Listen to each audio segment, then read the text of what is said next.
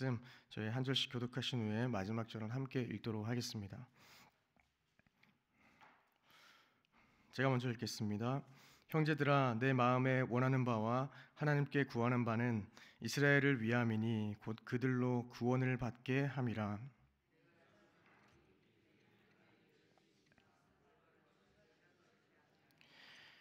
하나님의 의를 모르고 자기 의를 세우려고 힘써 하나님의 의에 복종하지 아니하였느니라.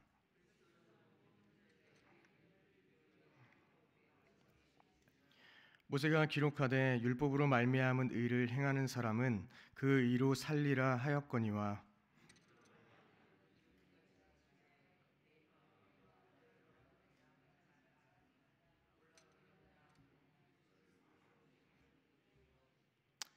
혹은 누가 무저갱에 내려가겠느냐 하지 말라 하니 내려가겠느냐 함은 그리스도를 죽은 자 가운데서 모셔 올리려는 것이라.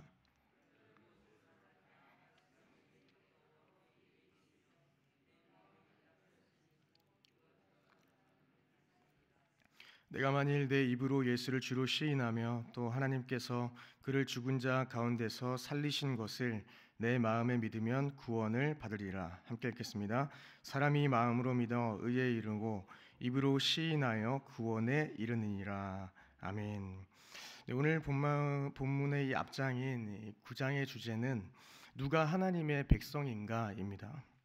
바울은 이스라엘 민족이 그리스도를 믿지 않는 것을 아주 안타깝게 생각했습니다. 그러면서 그는 하나님의 백성에 대한 정의를 새롭게 했습니다. 그것은 언약을 따라 난 이삭이 하나님의 백성이었던 것처럼 이제는 언약의 성취인 그리스도를 믿는 사람만이 하나님의 백성이라는 말을 하고 있습니다. 바울은 이스라엘 민족의 사례를 통해서 또한 하나님의 주권을 설명하고 있습니다. 하나님의 백성이 되는 기준을 설명하면서 그것은 주님의 주권적인 선택이라는 것입니다. 주님께서 긍휼히 여길 자를 긍휼히 여기시고 또한 불쌍히 여길 자를 불쌍히 여기는 그 권한을, 그 주권을 가지고 계시다는 것입니다. 이것을 더 자세하게 말씀드리면 마치 그릇이 토기장이에게 왜 나를 이렇게 만들었냐고 따질 수 없는 것과 같이 하나님의 주권적인 그 선택을 그릇과 같은 우리가 이렇다 저렇다 말할 수 없다라는 것입니다. 여러분, 다시 첫 번째 질문으로 돌아가면 누가 하나님의 백성입니까? 하나님이 주권적으로 선택하셔서 그리스도를 믿은 사람만이 하나님의 백성이라는 것입니다. 저와 여러분 모두가 그 하나님의 주권 아래에서 그리스도를 믿은 하나님의 백성인 줄 믿습니다. 그렇다면 오늘 본문 이 10장은 어떤 주제를 다루고 있습니까?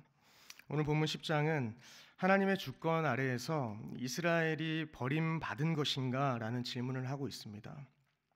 답은 무엇입니까? 당연히 버림받은 자들이 아닙니다. 12절을 보시면 하나님께서는 유대인이나 헬라인이나 차별이 없다라고 기록하면서 차별하지 않으시는 그 주님을 확인하게 됩니다. 11절과 같이 누구든지 예수를 믿기만 하면 되는 것이죠.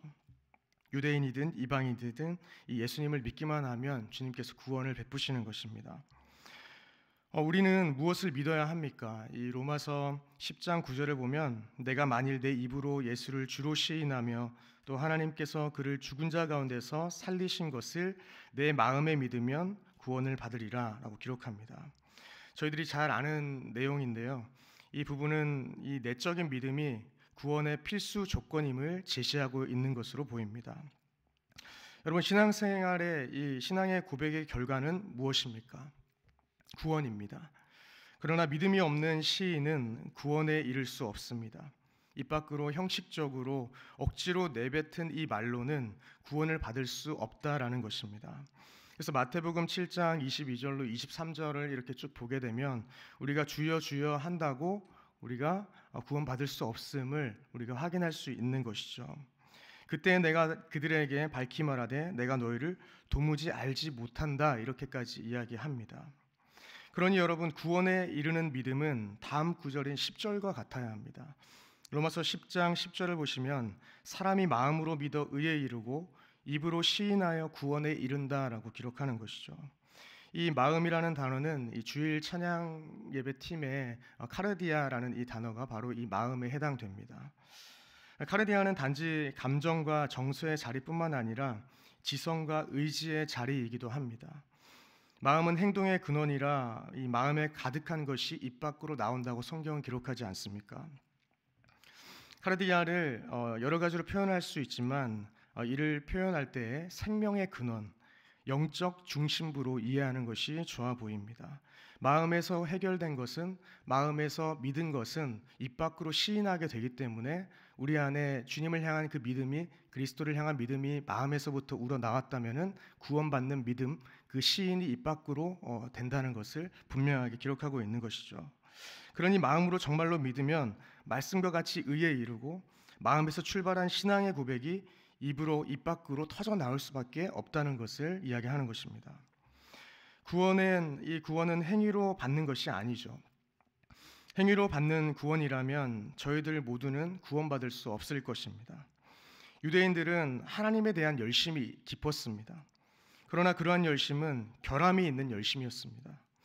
자신의 행위를 의로 여기는 온전하지 않는 열심이었습니다.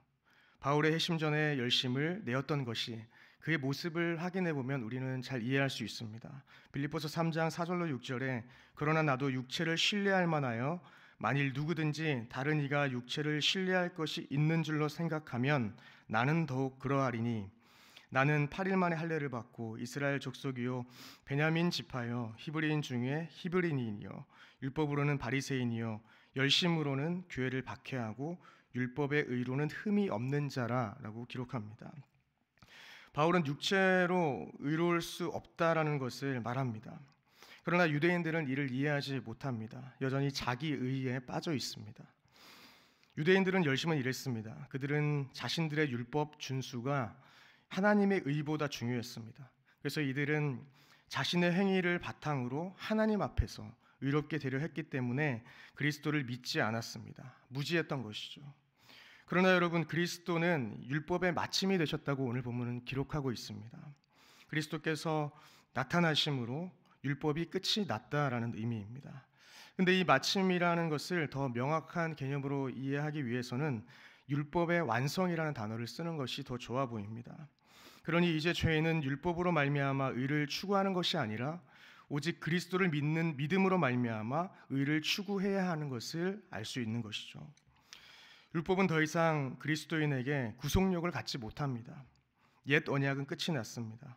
그리스도는 율법의 목표이자 끝이므로 이제 의는, 구원은 그리스도를 믿는 모든 이들에게 속한 것입니다. 율법으로 구원받으려면 한 번도 죄를 짓지 않고 완전한 삶을 살아야 하는데 우리는 그럴 수 없지 않습니까? 그렇다면 여러분, 하나님은 왜 우리가 지킬 수도 없는 율법을 주셨습니까? 바울에 따르면 갈라디아서의 말씀과 같이 주님께서 율법을 주신 이유를 이렇게 설명하고 있습니다. 약속된 분이 오실 때까지 제가 무엇인지를 깨닫게 하기 위한 것이라는 겁니다. 여러분, 율법은 그리스도의 그림자입니다. 구약의 제사 제도는 이 예수님이 오셨을 때 그분의 사역을 이해할 수 있도록 가르친 것이라고 하면, 이 의식법 제도는 그리스도께서 오실 때까지만 지속되어야 했습니다. 왜 그렇습니까? 이 율법은 우리에게 구원자가 필요함을 보여주기 때문입니다. 율법을 지키려고 하면 지키려고 할수록 그렇게 할 수 없으니, 다 지킬 수가 없으니 예수 그리스도를 고대하고 기다리고 앙망할 수밖에 없는 것이죠. 예수 그리스도를 필요로 하게 되는 것입니다. 여러분, 내 힘으로 안 될 때 주님을 찾게 되는 것이죠. 메시아를 고대하던 수많은 유대인들은 정작 메시아께서 오시자 그분을 믿는 것을 거부했습니다. 그러나 하나님을 전혀 모르는 이방인들은 어떻습니까? 그들의 복음을 받아들였습니다. 여러분, 저희들은 이 복음을 전해야 합니다. 바울은 동족 이스라엘 백성의 그 완고한 마음 상태를 바라보면서 자신이 그리스도로부터 끊어진다 하더라도 그들이 주님을 알았으면 하는 그런 안타까운 마음이 있었습니다. 저희 모두에게도 그러한 마음이 있어야 하는 줄 믿습니다. 복음은 모든 믿는 자를 구원하시는 하나님의 능력이 된다라고 기록합니다. 여러분, 복음이 들려지지 않으면 그 누구도 믿음이 생길 수 없습니다. 이것은 교회의 중차대한 본질적인 사명이자 신자 한 사람 한 사람의 사명인 줄 믿으시기를 소망합니다. 벌써 11월 달이 되었습니다. 한 해가 거의 끝이 났습니다. 저희들은 날이 추워질 때면 그리스도의 오심을 기억하는 귀한 시간을 가지기도 합니다. 주님은 우리를 위해서 인간의 모습으로 이 땅에 오셨습니다. 신이신 하나님이 인간이 되셨습니다. 그리고 이 땅에서 왕으로 군림하지 않으시고 약한 자를 돌보시며 구원의 복음을 선포하셨습니다. 주님은 복음 들고 사셨고 저희들 모두에게 복음의 사명을 맡기셨습니다. 우리가 복음을 생각할 때 기억해야 할 것이 있습니다. 먼저는 나를 믿게 하신 그 은혜를 생각하며 우리가 복음을 전하는 발걸음으로 나아가야 할 것이고, 또 한 가지는 날마다 저희가 복음 앞에 서는 것입니다. 복음 앞에 선다는 것은 무엇입니까? 내가 할 수 없음을 날마다 주님 앞에 고백하는 것입니다. 내 인생의 문제 앞에서, 내 삶의 모든 여정들 속에서 지금 내가 주님 없으면 안 됩니다. 주님 없으면 내가 아무것도 할 수 없다는 것이 바로 복음 앞에 선 자들이 할 수 있는 유일한 행동인 줄 믿습니다. 내가 잘한 것 같은 상황에 우리가 혹은 처한다고 해도 내가 한 것이 아니라 모든 것이 주님의 은혜이구나 라고 생각해야 하는 것이죠. 그래서 저희는 이러한 복음에 합당한, 복음에 감사하는 마음으로 오늘 하루를 살아가시기를 소망합니다. 오늘 하루 우리가 할 일이 무엇이겠습니까? 우리가 할 일은 그분이 주신 구원의 선물에 나는 어떻게 반응할 것이며 그것을 어떻게 감사함으로 누릴지 결정해 나가는 것입니다. 마음으로 믿어 입으로 시인하여 구원에 이른 저희들 모두가 그 복음에 합당한 말과 행실로 나아가서 복음의 도구로 사용되어지고, 또한 오늘 하루도 또한 평생도 우리가 복음 앞에 바로 서서 주님께서 원하시는 그 제자의 삶을 살아나기를 소망합니다. 원하기는 복음으로 나의 의로움이 날마다 깨어지길 소망하고, 복음에 합당한 삶을 살아감으로 우리 한 사람 한 사람을 통하여서 의로우신 하나님만 영광 받으시는 저와 여러분들의 삶이 되기를 주님의 이름으로 축원드립니다. 기도하시겠습니다.